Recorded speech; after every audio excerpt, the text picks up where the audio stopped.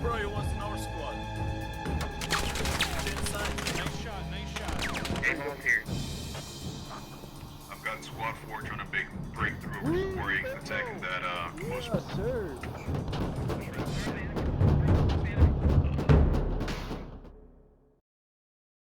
Hey, what is going on, guys? Welcome back to my channel. In today's episode, we're going to be talking about how to fly helicopters and Squad.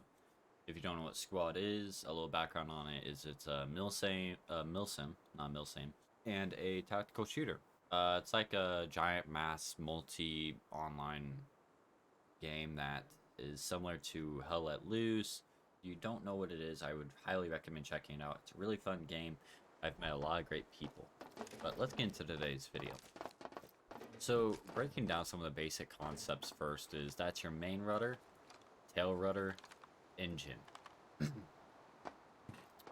All three of those need to be working in order to fly. If they drop down to 0, your helicopter is immobilized and it's completely useless. Especially if you lose your tail rudder, you'll begin to go into an uncontrolled descent that you start spinning really fast. It really makes you sick.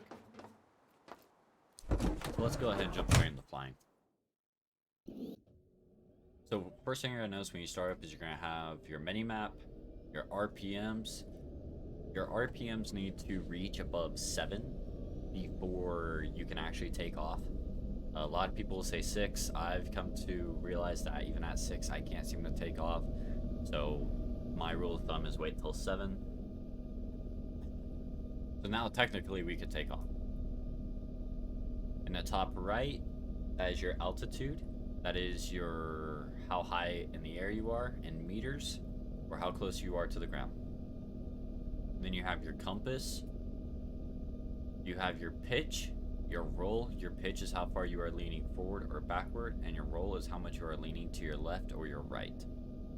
And then you have your collective, which is how much power your main rudder is receiving. So the more you give it, you begin to ascend. The less you give it, you begin to descend. For basics, obviously the blue is up. If you start, let me get up in the air real quick. Basic stuff going. You go up, you'll begin to lean back. If you go forward, you begin to lean forward. Keep in mind when you're doing that, because especially if you're going in for a landing, you want to lean forward. That way you don't hit your tail rudder. Besides that, now we have all that basic stuff covered on the screen. Let's get into flying. One side note, that is your health. Some servers will not have the display down at the bottom right on your UI to display what your tail rudder health and everything is at. So you have to use that. Fortunately, most servers don't do that. Let's get into flying though, because that's what you're really here for. Now, some of the basic things I like to do is, one, I like to keep my roll as close to 0 as possible. If I'm like 1 off or 2 off, it's not such a big deal. I'm not going to throw a big fit about it, due to the fact that's really just not going to throw me off that much. And over time, if you don't touch anything, it'll correct itself. But I like to keep my pitch as close to 20 or 15 as possible. Those two numbers, anything in between those two numbers, you'll begin to gain altitude while also gaining speed, which you're going to need, especially if you're flying over maps. I may be asking, why did you choose such a such a tree-filled map?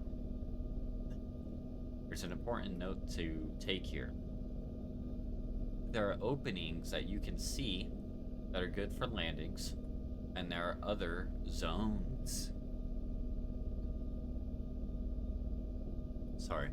Other zones that are not clear for landing. You're not going to try to land right there in the middle of the river. That's not a good landing zone. You're going to hit something, you're going to get shot down, something's going to happen. It's just inevitable, right? But something like this is a good landing zone. There's no trees, it's not very hilly, you're not going to hit your tail rudder on anything, so it's safe.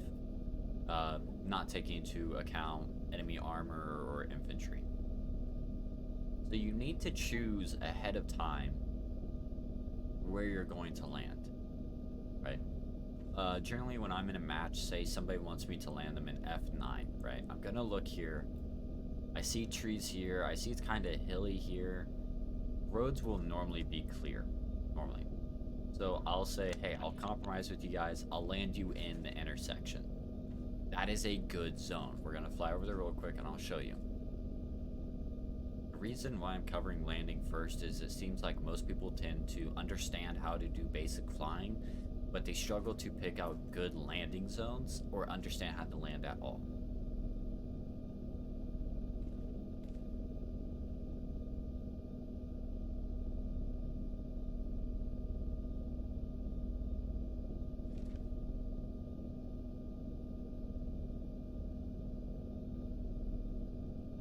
So as you can see, that the intersection beneath us is the landing zone that we're actually looking at right now. The one on the left, I believe. Yep. As you can see, it's very clear there. There's not very much that's happening there. You're not going to get really shot down. It is kind of hilly, so you are running the risk of getting shot down by AT. So you do have to keep in mind, as this is a very, you know, hide in the trees type of map, it's not a bad place.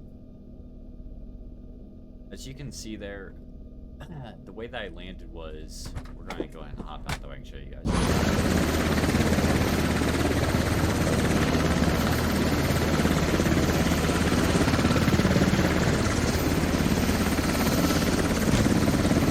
Your wheels don't actually have to be on the ground for you to be considered landed.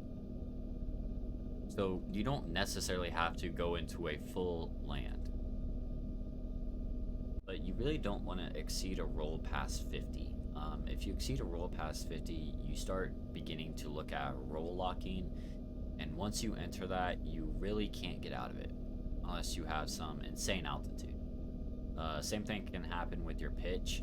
If you lean too far forward, you do a flip, and then all of a sudden you're stuck on where your top is on the bottom and your bottom's on top, and you can't get out of it. There's no way to recover it. You're gonna crash the helo.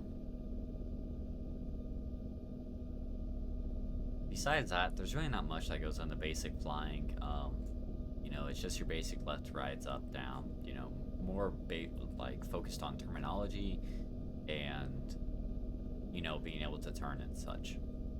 If you're going in for a landing though, like you're not doing a J-hook landing, you're gonna want to pay attention to, one, your altitude, the distance of your landing zone, and your speed, right? You're not gonna be able to lead off speed fast enough and a regular landing without performing some sort of J-hook turn. It's just not going to be really possible. You're going to have a really hard time doing it, and you may blow your your LZ. Your LZ stands for landing zone, for those that understand the terminology. Say you do get to your spot though, and you begin to try to land. You're shaking all over the place. One, I recommend that you force yourself to get to an even zone. If, say, I'm gonna just substitute it real quick, you begin to rock real bad, right? And you're trying to recover it, and you're just rocking really fucking bad. Like, you're swinging all over the place. When you are about to go forward again, even out. Immediately even out, because your knots have reached about 0. That is the perfect time. But when you're starting to slow down, when you're coming up into that that ascent of your tail rotor, you're gonna want to slow down even more. That way you can even out. Once you have stabilized yourself, you're gonna drop your collective down to 0. You're gonna watch your altitude. At about 15, you're gonna pump it up to 100, drop it again. You're gonna pump it up to past a little 50. I didn't mess up there, hold on. I might have, hold on. No, so I actually didn't mess up there. I thought I did for a moment because I thought I hit the tail rotor, but I didn't. So, pretty much what you, oh, that's the edge of the map. You're outside the map right now, hold on. So pretty much what you're looking at doing is making sure that when you're going into a landing, one, you're going into it flat.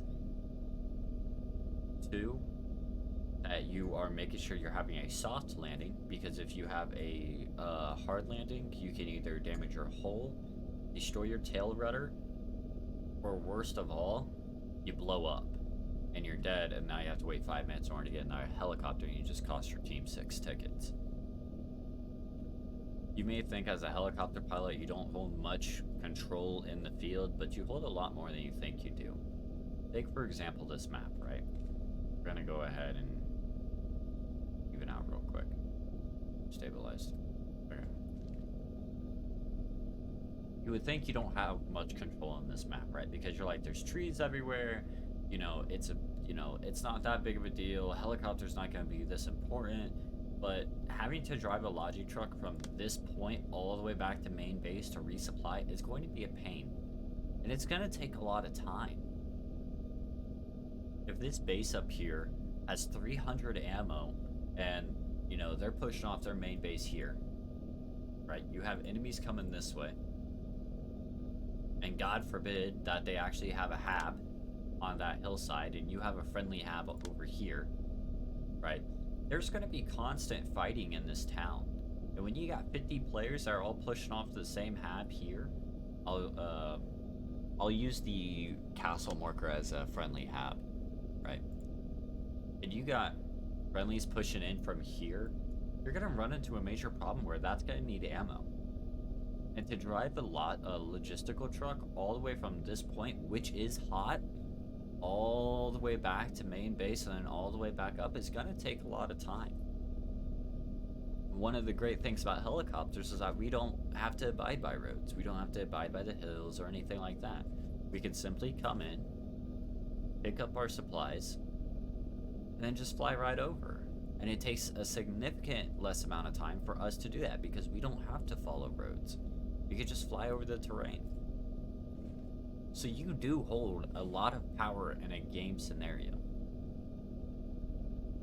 So it's very important that you're a good pilot, you know how to fly, and you know what you're doing. You need to be listening to your team, you need to be listening for helicopter extractions, you need to be listening for gunner support, resupply support, you know, anything like that. Yes, the helo that I'm flying can only carry 1,000, right? And the logistical trucks can carry 3,000. They can carry 3 times the amount that I can. But by the time the logistical truck gets there and back, I could have already brought 6,000 supplies. We, as helicopter pilots, we hold a lot more power in the battleground than we think we do.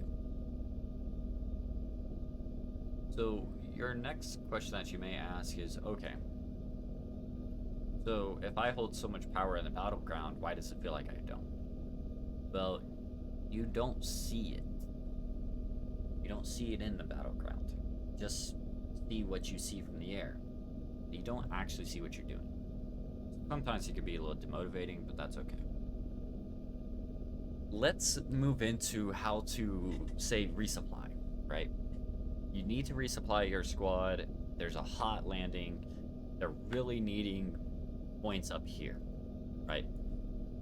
Really hot. We got enemies pushing in from over here that are on the point. You have enemy AT, there's armor, you know.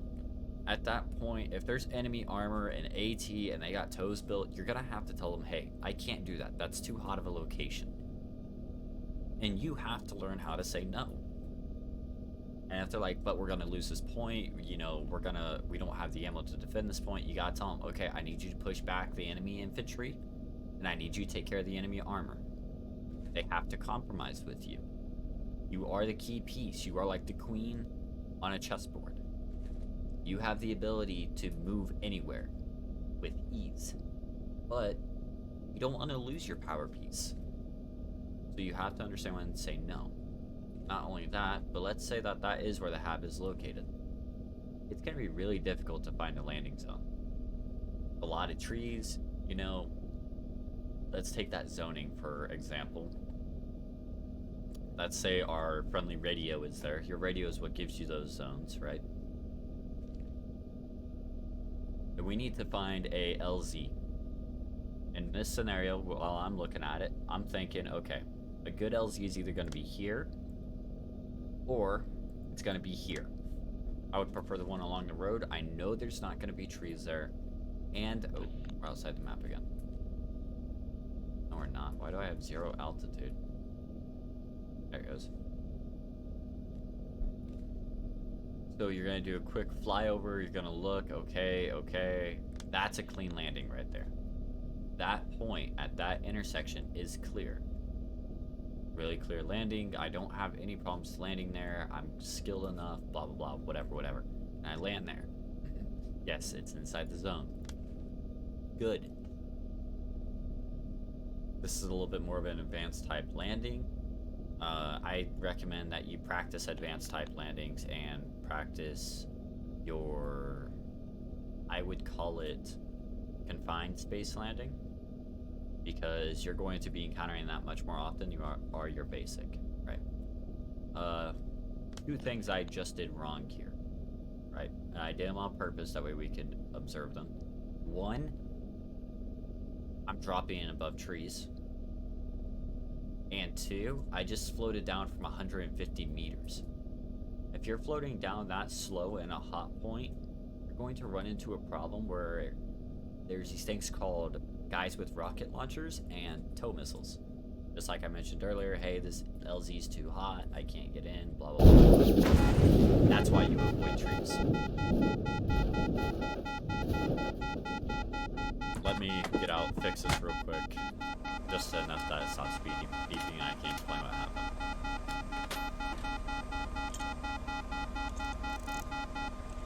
Okay. So what ended up happening was that I was coming in for my landing, right? I didn't land over my LZ like I was supposed to. I tried to come in at an angle. I got too close to a tree. The main rudder exploded, which means now that I'm stuck on the ground, having to repair this, but also now I have to reset the vehicle. I have to move it away from the tree. So we're wasting time. Now I'm in a hot zone where there's enemies around, and I'm a solo pilot, which means that more than likely I'm gonna die. Because like I was talking about, you have AT, you have tow missiles, you have armor that are gonna be shooting at you as you're coming in. I'll have some actual clips of me doing hot landings after this. But for the meantime, not main time, let's focus on the J hooks. That situation right there would have been good for a J hook. I tried to come in with a basic landing, it didn't work. I could have if I was coming in on the more open part right there. But then I start running into the problem where now I have that tree to watch out for, now I have this tree to watch out for. As you can tell, even though I pushed that away, that is still pretty close. A 2-degree roll will kill you right there. Get back up in the air real quick, and I'll show you what I mean. This is actually a really good example to show you by what I mean by RPMs, right? So you can barely see it, even I can barely see it. But we just crossed 5, 6. So you start raising up this. Alright, I'm gonna be honest, I don't know what I just hit. I think I hit a tree again. I'm not sure.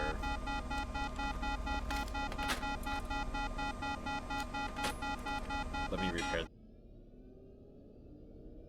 So if you get into a situation where your rotor's broke, I like to try to get out of that situation.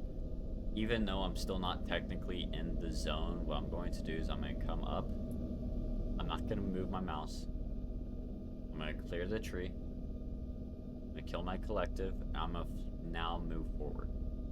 Reason why is because I really don't want to deal with that tree anymore. Watch our tail rotor, because we don't want to hit that. Now we come in for that finally basic landing. As you can tell, it took a lot of work to get that landing. Right, we are now finally in the LZ. We are in the range of the radio. We can now drop off our supplies. I hate trees. I hate them so fucking much. Now we're in the LZ. We can... You shush, Ellie. Yes, I know, the rudder's broken, thank you. Now we're at LZ, we can drop our supplies off. The video is going to cut right here to when I'm in the air, ready to do the J-hook landing.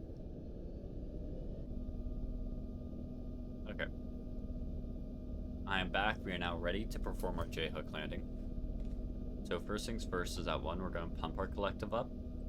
We're going to pretend that we're coming into the landing zone. Alright, we're going to spot our landing zone. You see it? We're going to come in.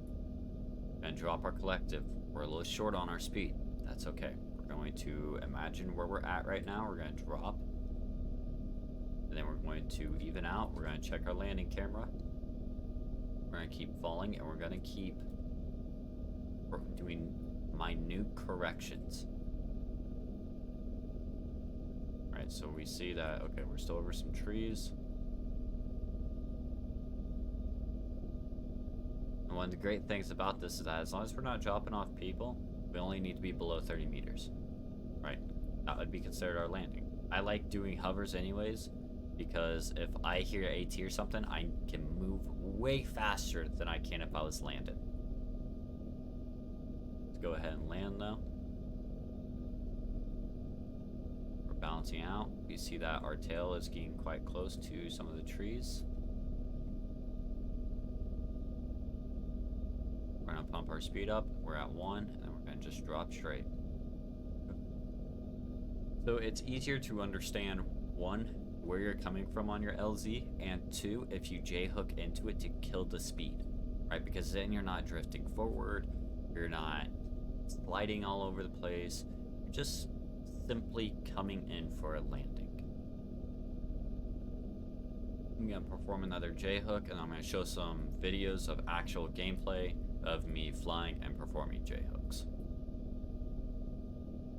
So let's get some speed. We're gonna go ahead and do, let's say, here. It's a nice open area. It's gonna be easy to demonstrate. It's not gonna be a huge pain. So we kill our speed. We're at about 300 meters. We swerve up. Put our collective on. Then we even out. Make small adjustments. That way we can actually land where we want to. We even back out. Coming in, 30 meters. Pump our collective up to 100. Keep falling, 100 again. And drop to 0. Then we lean forward. Then we even out. That way our tail rudder doesn't explode.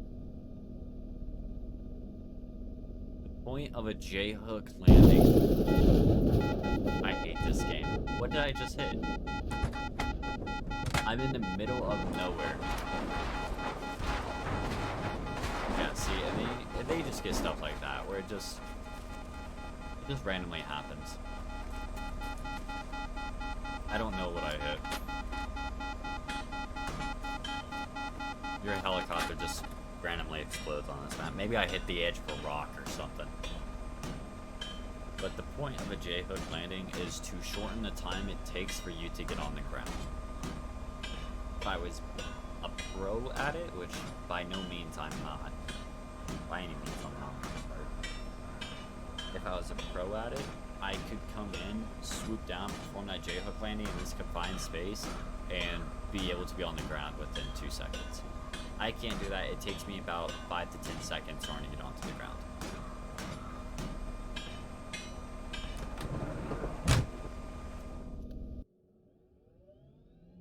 Yeah, no clue what I hit. Looks like I might have hit a rock while going up. I don't know.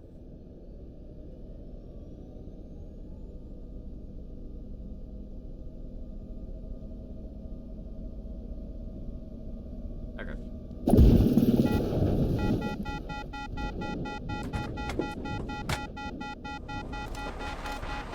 What am I hitting? What is there to hit?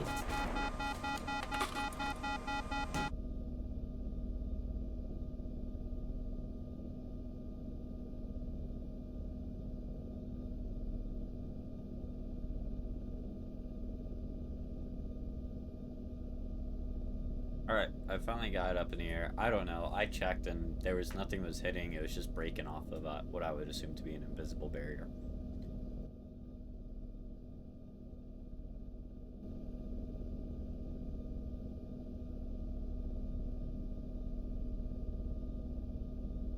Okay.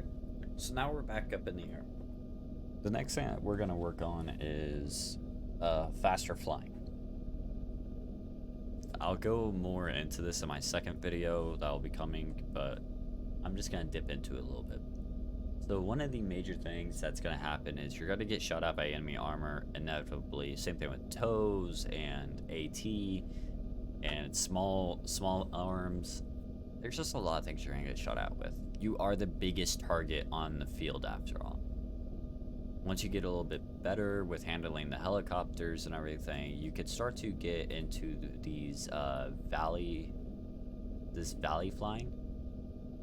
And it's okay to slow down. I like to go a little faster because I've been doing it for a minute, but it is okay to slow down on some turns like this stuff right here. You know, if you need to fly low and say an enemy BTR was right beneath me firing at me, you know, I would dip in right here.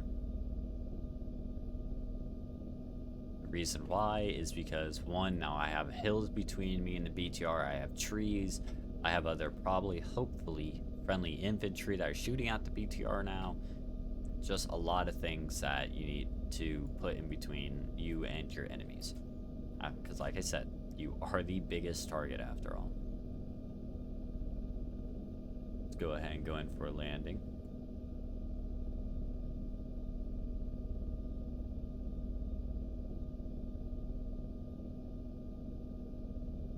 Oops.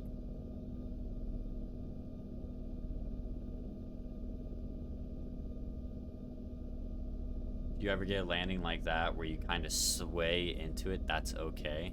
Just trying to do it too often because you do risk a chance of blowing up.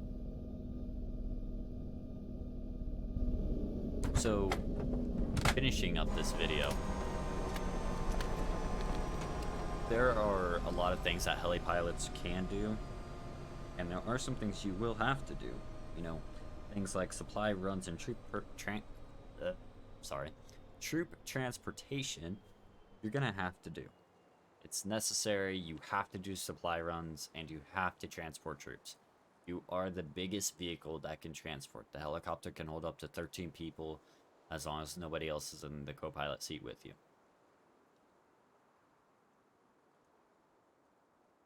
But with troop transportation, you have to understand when to say no, right? If, let's say there's a point here. It's called Nikla, right? And let's say that we have a hab on this point, right? So we have our radio, and then we have our hab. If you have a friendly squad here, let's say we'll represent that with reinforcement, right? We have a friendly squad there. Sorry, not enemy. We have a friendly squad there, and they're asking for a pickup, say here. There's trees there, but we're gonna say there's not. They're moving towards that point. You look at it, you see that the next point that's here, I'll mark it with a boat, right? We see that our squads that are trying to push onto this point are failing, and we're starting to see heavy resistance. Heavy resistance mean that there's more infantry than ours, and we're starting to struggle to take the point now. You're gonna have to tell those guys, hey, you guys need to stay and defend. I'm not going to pick you up. If you want to run over, that's fine, but I am not going to give you a pickup.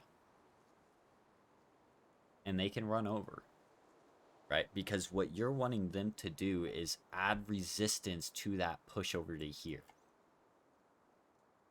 If they say, hey, we want picked up in F7 and dropped over in at H4, you got to tell them, no, I'm not going to do that. So you have to learn when to say no. There's other things you can do as a helo pilot, though, rather than transporting troops and applying, though. You can go scouting. And what I mean by that is looking for enemy habs, looking for enemy logistical vehicles, where they're parked. Are they driving? Where are they driving to? Is there any enemy armor? Is there enemy armor driving to a point? Is there enemy armor that's trying to flank around? You know, as a helicopter, you have... As a pilot, you have the ability to see everything. You have a bird's eye view of everything. to use it to your advantage. And last but not least, you can do gunner runs, right? Going back to, hey, there's heavy resistance on this point here. You can do a gunner run where you fly around and you have somebody, or two people even, in the gunner seats laying fire down onto this point. You know, keep forcing the people to stay inside. That allows your friendlies to begin to push in. You know, I've had games where they can't get off this ridge line, right? Because they have enemies in these buildings up sniping. And especially this one, most of the time marksmen's hide up there. And you have enemy infantry that's pushing back, and you go in there and you start, you know, firing down. You start keeping them inside those buildings. That allows these guys to push in.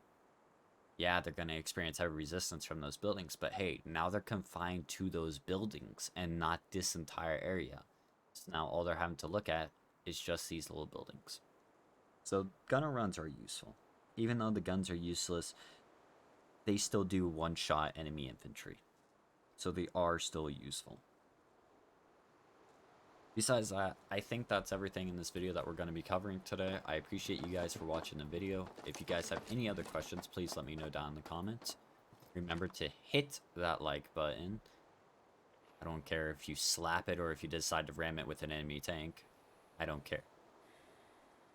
But make sure you hit that like button, hit the subscribe, turn that dinger on, and I will see all of you in the next video. Later.